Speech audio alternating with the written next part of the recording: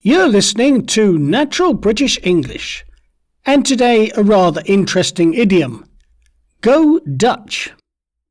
The idiom Go Dutch means that each person pays for their own expenses, especially when eating at a restaurant or enjoying an activity together. It describes sharing costs equally. If two friends decide to go Dutch at lunch, each person pays for what they ordered. No one treats the other. It's a simple and fair way to manage money. This expression has been used in English since the 17th century. It became popular during a time of rivalry between England and the Netherlands. Originally, some phrases with the word Dutch were not always positive. However, over time, Go Dutch lost negative meanings and became neutral in everyday conversation. Today, the idiom has nothing to do with nationality. It simply describes splitting costs equally. Most people use it without thinking about its historical origin.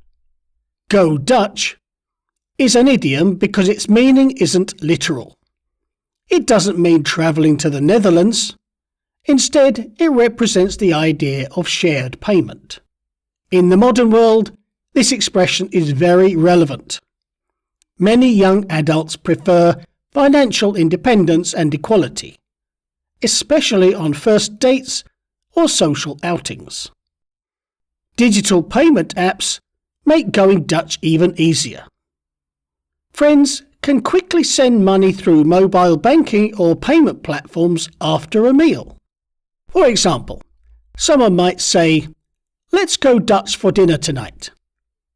This clearly means each person will pay for their own food and drinks. Another example is, "We went Dutch on the concert tickets." Here it means everyone paid their own share instead of one person paying for everything. Going Dutch can reduce pressure in social situations. No one feels uncomfortable about money, and everyone knows the expectations before the event begins. This idiom reflects modern values, such as fairness, independence, and transparency. In today's global society, sharing expenses equally is often seen as respectful and practical. Although centuries old, Go Dutch remains common in everyday English. It shows how language evolves while keeping expressions that still match modern life. Thank you for watching, reading, or listening today, and if you enjoyed this podcast, please like, comment, share and subscribe.